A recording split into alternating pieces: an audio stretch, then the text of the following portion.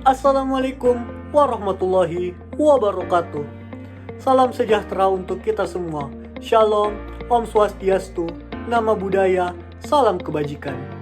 Perkenalkan, kami dari tim Lontara dari Universitas Islam Negeri Alauddin Makassar, Fakultas Syariah dan Hukum jurusan Hukum Keluarga Islam.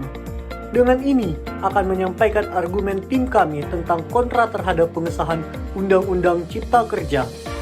Dan sebelum itu kami akan memperkenalkan anggota tim kami. Justisia Ruwet Film, tegakkan keadilan walaupun langit akan runtuh.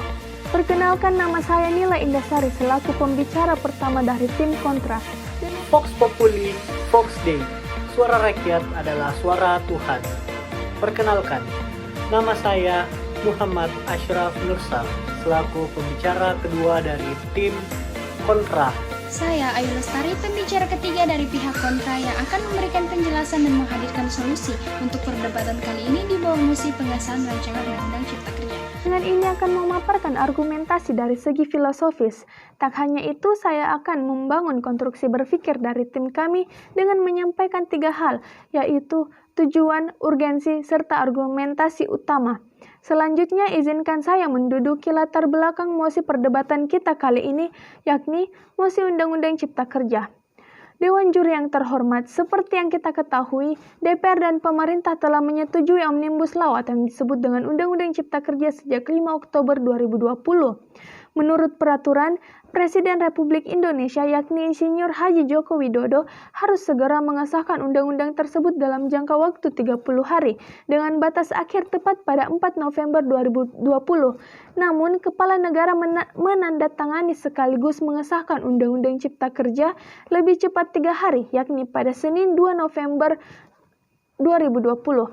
Seperti yang kita ketahui, belakangan ini hampir seluruh rakyat Indonesia menentang mengenai pengesahan Undang-Undang Cipta Kerja dikarenakan beberapa pasal-pasal kontroversial di klaster ketenagakerjaan, yaitu 1.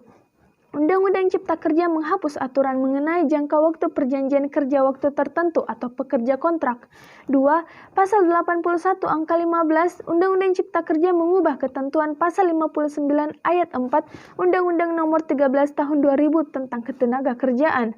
3. Undang-Undang Cipta Kerja yang mengubah pasal 59 ayat 4 Undang-Undang Ketenagakerjaan mengatur ketentuan lebih lanjut mengenai jenis dan sifat atau kegiatan pekerjaan, jangka waktu dan batas waktu perpanjangan perjanjian kerja waktu tertentu diatur dengan peraturan pemerintah. 4. Pasal 79 ayat 2 huruf B Undang-Undang Cipta Kerja mengatur pekerja wajib diberikan waktu istirahat mingguan 1 hari untuk 6 hari kerja dalam 1 pekan. 5. Pasal 79 ayat 3 hanya mengatur pemberian cuti tahunan paling sedikit 12 hari kerja setelah pekerja atau buruh bekerja selama 12 bulan secara terus-menerus. 6. Pasal 79 ayat 4 menyatakan pelaksanaan cuti tahunan diatur dalam perjanjian kerja, peraturan perusahaan atau perjanjian kerja bersama. 7. Pasal 88 Undang-Undang Cipta Kerja mengubah kebijakan terkait pengupahan pekerja. Ketentuan ini diatur dalam pasal 81 angka 24 Undang-Undang Cipta Kerja yang mengubah pasal 88 Undang-Undang Ketenagakerjaan. Selain pasal Undang-Undang Ketenagakerjaan yang diubah dalam Undang-Undang Cipta Kerja, ternyata Undang-Undang Cipta Kerja juga menghapus sejumlah pasal yang sebelumnya tertuang di Ketenagakerjaan, yaitu 1. Aturan mengenai sanksi bagi pengusaha yang tidak membayarkan upah sesuai dengan ketentuan dihapus lewat Undang-Undang Cipta Kerja. 2. Undang-Undang Cipta Kerja menghapus hak pekerja atau buruh mengajukan permohonan pemutusan hubungan kerja atau PHK jika merasa dirugikan oleh perusahaan. Jadi, Undang-Undang Cipta Kerja yang baru saja disahkan oleh Bapak Presiden Insinyur Haji Joko Widodo sangatlah merugikan masyarakat kecil. Pegawai kantoran pun juga masih termasuk buruh, dan terciptanya Undang-Undang Cipta Kerja ini akan memunculkan pikiran licik para investor-investor jahat. Atas landasan berpikir dari tim kami, maka dari itu kami akan tegas dan mantap menyatakan bahwa kami menolak adanya Undang-Undang Cipta Kerja ini. Terima kasih. Assalamualaikum warahmatullahi wabarakatuh. Dengan ini akan memaparkan argumentasi dari segi dampak dari Undang-Undang Cipta Kerja atau Omnibus Law yang ditandatangani oleh Presiden Insinyur Haji Joko Widodo hari Senin tanggal 2 November 2020. Itu memiliki beberapa dampak negatif kepada masyarakat. Seperti yang dilansir dari www.cnnindonesia.com tanggal 6 Oktober 2020. Memiliki beberapa dampak negatif. Yang pertama, pekerja terancam tak menerima pesangon atau uang setelah kerja. Undang-Undang Cipta Kerja menghapus setidaknya beberapa pasal mengenai pemberian pesangon, yaitu yang pertama, pasal 81.51 Undang-Undang Cipta Kerja menghapus ketentuan pasal 162 Undang-Undang Ketenagakerjaan yang berisi aturan penggantian uang pesangon bagi pekerja yang mengundurkan diri. Dan yang kedua, pasal 81.52 Undang-Undang Cipta Kerja menghapus pasal 163 di Undang-Undang Ketenagakerjaan terkait dengan pemberian uang pesangon apabila terjadi PHK akibat perubahan status, penggabungan, peleburan, atau perubahan kepemilikan perusahaan. Artinya bahwa pekerja tersebut tak diberikan upah terkait dengan usahanya dan tenaganya selama bekerja di perusahaan tersebut. Yang kedua, tenaga kerja asing lebih mudah masuk Republik Indonesia. Undang-Undang Cipta Kerja mempermudah masuknya tenaga kerja asing ke Indonesia. Hal ini dilakukan melalui pasal 81.4 hingga 11 Undang-Undang Cipta Kerja yang mengubah dan menghapus sejumlah aturan tentang pekerja asing dalam Undang-Undang Nomor 13 Tahun 2003 tentang Ketenagakerjaan. Dengan demikian, sumber daya manusia yang ada di negeri kita sendiri akan tersisihkan dengan tenaga kerja asing. Yang ketiga, batasan maksimum 3 tahun untuk pekerja kontrak dihapuskan. Pemerintah mengubah dan menghapus sejumlah pasal dalam terkait ketentuan perjanjian kerja untuk waktu tertentu atau PKWT. Melalui Undang-Undang Cipta Kerja, salah satu poin yang menuai kontroversi adalah pemerintah menghilangkan batasan maksimal karyawan kontrak selama 3 tahun dalam Undang-Undang Cipta Kerja. Yang sebelumnya, pada pasal 59.1 Undang-Undang Ketenagakerjaan disebut jika kerja untuk waktu tertentu hanya dibuat untuk pekerja yang diperkirakan penyelesaiannya dalam waktu yang tidak terlalu lama dan paling lama 3 tahun.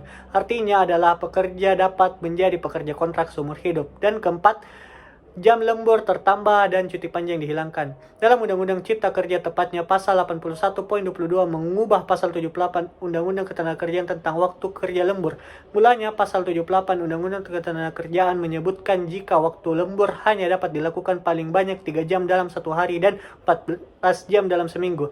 Namun dalam Undang-Undang Cipta Kerja, lembur bertambah menjadi paling lama 4 jam dalam sehari dan 18 jam dalam seminggu. Selain itu, pasal 81.79 menghapus ketentuan cuti panjang, yaitu 1 bulan pada tahun ke-7 dan 1 bulan pada tahun ke-8. Padahal dalam Undang-Undang Ketenagakerjaan, ketentuan tersebut diatur dalam pasal 79 ayat 4 huruf D. Ini bertentangan dengan hak kita sebagai manusia yang memiliki keperluan yang tak terduga yang dapat terjadi kapan saja. Saya kira itu. Wassalamualaikum warahmatullahi wabarakatuh. Hukum harus tetap ditegakkan meskipun dunia akan musnah. Assalamualaikum warahmatullahi wabarakatuh. Salam sejahtera untuk kita semua. Sebagai pembicara ketiga, maka saya Ayu Lestari akan memperkuat argumen tim kontra untuk tetap menolak pengesahan rancangan Undang-Undang Cipta Kerja atau Omnibus Law. Tuan juri yang terhormat, kita ketahui bahwa baru kali ini pembahasan undang-undang menggunakan metode Omnibus Law dan itu cukup rumit dan sulit. Meskipun Bapak Supratman Ani Aktes, Ketua Badan Legislatif dari Jakarta Selatan, Pada salah satu acara mengatakan bahwa cuma sebagian saja yang dihapus, ujar Bapak.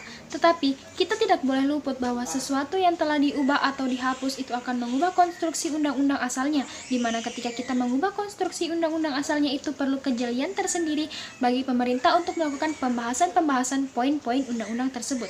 Seperti yang telah dikatakan pada pembicara pertama mengenai di mana menurut peraturan Presiden Republik Indonesia, yakni Insinyur Joko Widodo, harus segera mengesahkan undang-undang tersebut dalam jangka waktu 30 hari dengan batas waktu akhir tepat pada tanggal 4 November 2020.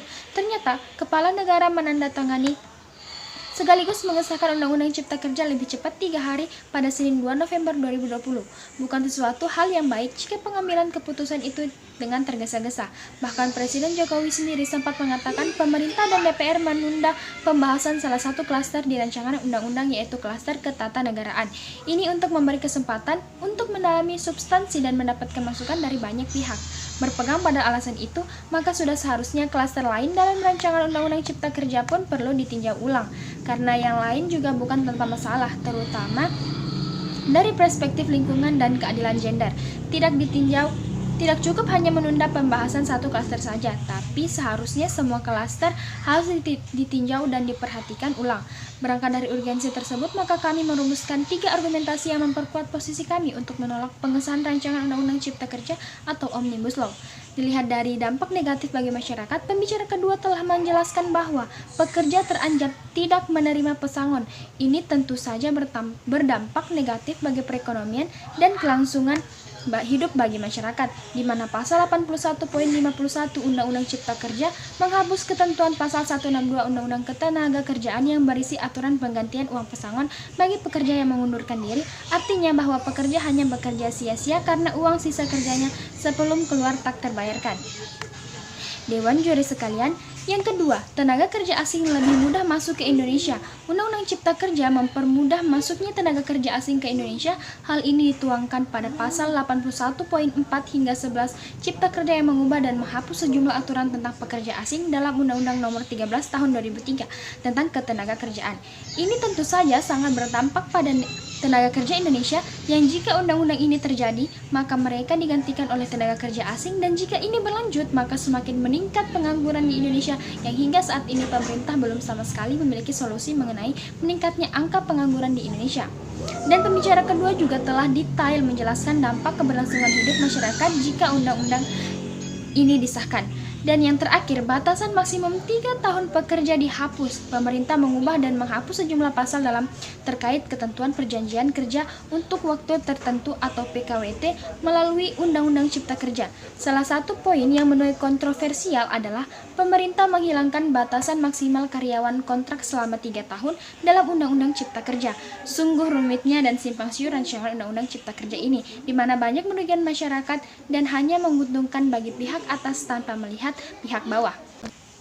Dewan juri yang terhormat, tidak ada undang-undang yang tidak penting. Justru karena undang-undang itu penting, aneh jika pembahasannya diseriusi di waktu seperti sekarang, saat dimana semua perhatian dan konsentrasi kita sedang terkuras untuk bertahan hidup di tengah wabah yang entah sampai kapan akan berakhir.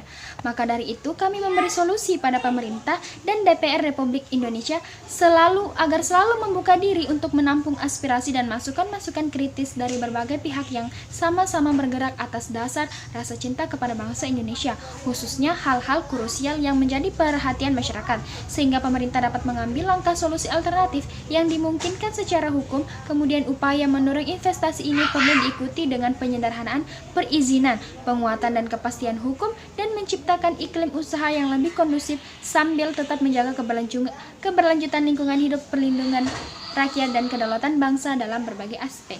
Sekian dan terima kasih.